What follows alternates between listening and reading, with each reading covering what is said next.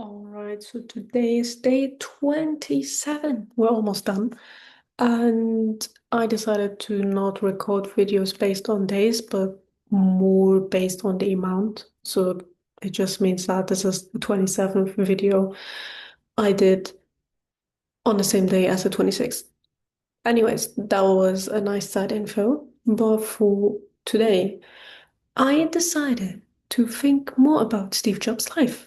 Because if you've been in the startup bubble, even in the marketing and sales bubble, experience department, whatever, you have probably came across at least one of Steve Jobs's speeches, slides, marketing techniques, in any way, something related to Steve Jobs.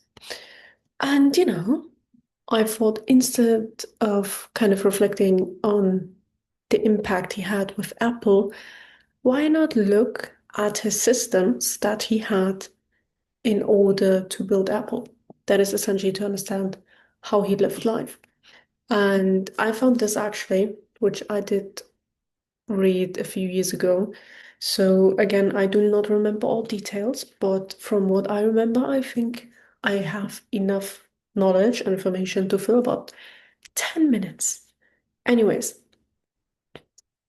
so we know Steve Jobs. We know what he did, we know what he built. The most important question we kind of never ask ourselves is how did he live? I mean, we know he died because of pancreatic cancer. I think he died of cancer in 2015. We know that. We know his life was short but impactful, and we do remember him for his outfit and, the way he engaged with audiences.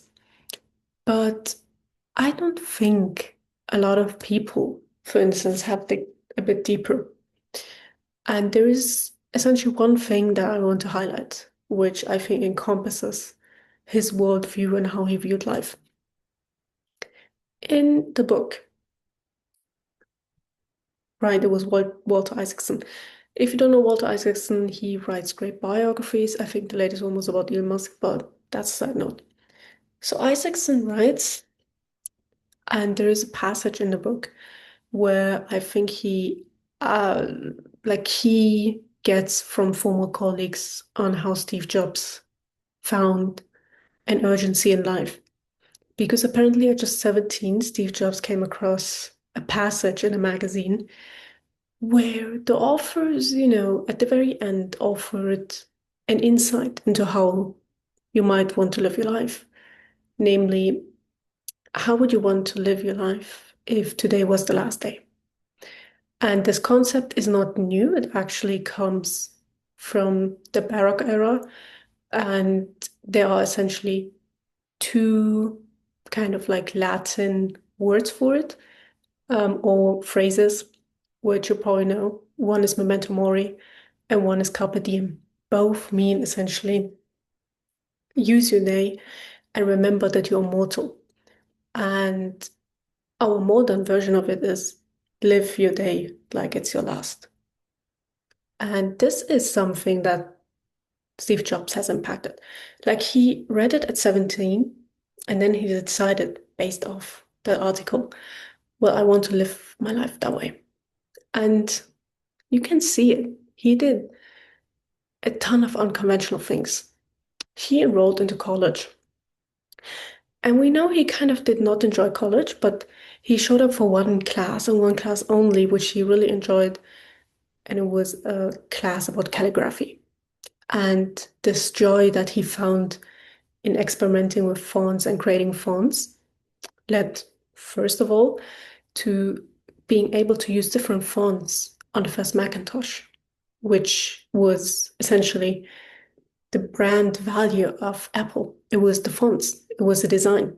Secondly, it led to the creation of the San Francisco font, a font that is Apple's font that we all cannot use for commercial purposes, but it's essentially the most elegant font we can think of just because we associate it with Apple, because it has built Apple. So this is one product of Steve Jobs' philosophy of life, of I want to live my life as today were the last day. And obviously, if you start thinking about it, you probably cut down a lot of noise in your life. And that's what he did. I mean, he was known for taking LSD, for instance.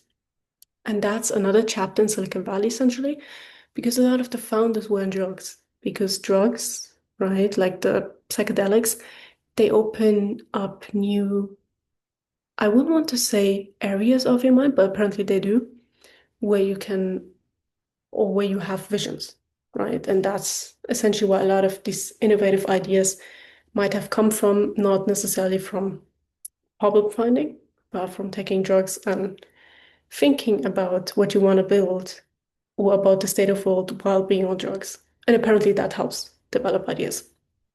So that's also something Steve Jobs is kind of known for. Apart from that, there is a speech that he gave at Stanford 2005. It's actually my favorite speech. It's the commencement speech, where again, you kind of see the values he's driven by. Because during the speech, he will tell you, I did a lot of questionable choices. You know, I didn't finish college. I built a company from the garage of my parents. I I was fired by my own company. I started Pixar. I began animating because I found it so interesting, even though I never had any real experience beforehand. And then I got back to Apple and brought Pixar with me. And at the very end, he says, you need to trust that if you look at your life back in 10 years or 20, that you can say all the dots have been connected.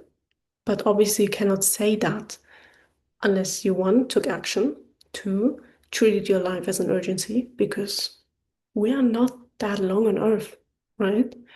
Why waste time when you can take action and, in retrospect, find positive attributes about it? Because that's what Jobs did. That's what all founders do. They don't regret their decisions immediately. They just hold on and think that in 10 years they can say, I did something stupid at first glance, but it was so good when I look back. And another thing,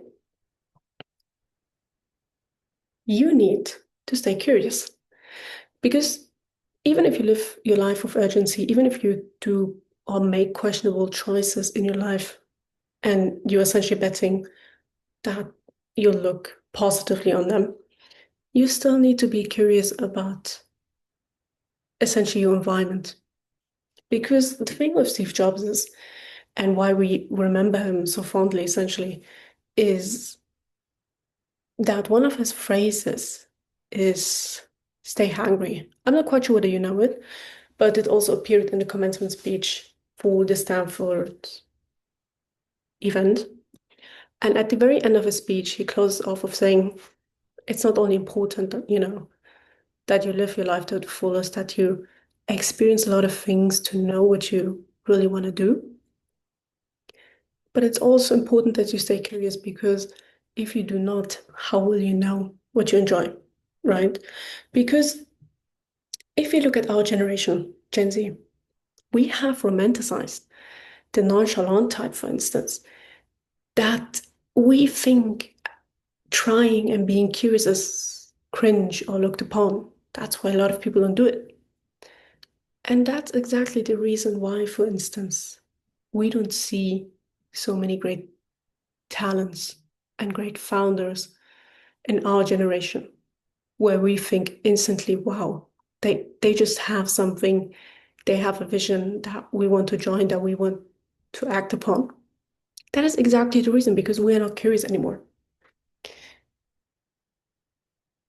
So every time I watch his speech, and after 25 minutes, where he says, I have one advice for you, essentially, one piece of advice, and it's to just stay hungry, you know, stay curious, be angry about certain issues of the world, because that's what curiosity is for. It's for questioning things.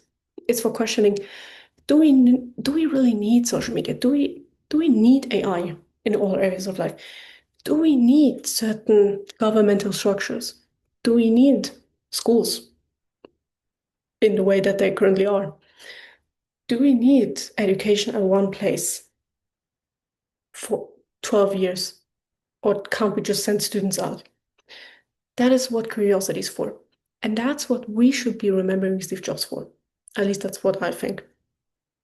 Because he was not just a great founder and not just a great marketing specialist and not just a great audience entertainer. He was at heart a curious individual. And that's why he took so many risks. That's why he lived an unconventional life. That's why we remember him because he was unconventional. Now, here's the thing. I don't know if you want to be remembered for. Well, I guess a lot of people will say yes, because we don't want to be forgotten after 200 years. And if you play a game now and think about the most important people that you can think of in the time frame of the last 200 years, a few names will pop up, and they all have one thing in common: curiosity. You can think of, well, Nikola Tesla is not that far, like not 200 years ago, but think about Nikola Tesla. Think about, okay, that's embarrassing. Einstein, Niels Bohr, Oppenheimer, right? Think about Marie Curie. Think about Okay, Warren Buffett's still living, but he's quite old. Uh, okay, that was mean. Um, you have some names in mind, right? And the thing that you need, maybe you don't need to understand actually, but what you want to notice is that they were curious at heart. And we don't we don't talk about that value anymore. Yeah.